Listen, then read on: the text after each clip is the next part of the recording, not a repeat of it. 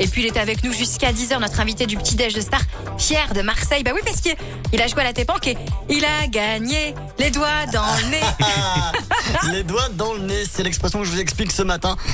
Pourquoi on dit ça, d'où ça vient? Alors déjà, qu'est-ce que ça signifie, les doigts dans le nez? C'est facile, quoi, facilement. Facilement, ouais, on est tous d'accord avec cette définition.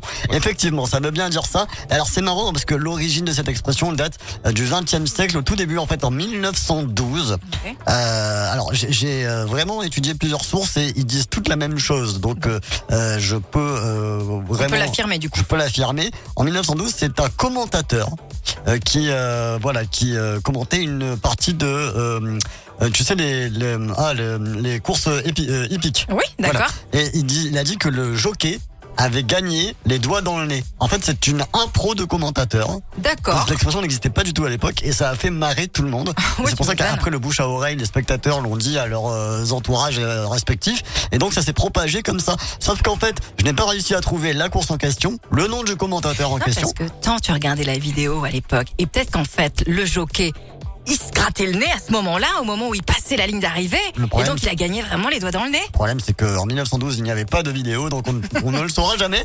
Mais en tout cas, ça viendrait bien de cette origine. Bon, et donc du coup, le pendant quand tu as perdu, bah... Voilà. C'est juste pour la rime, j'imagine. Oui, voilà.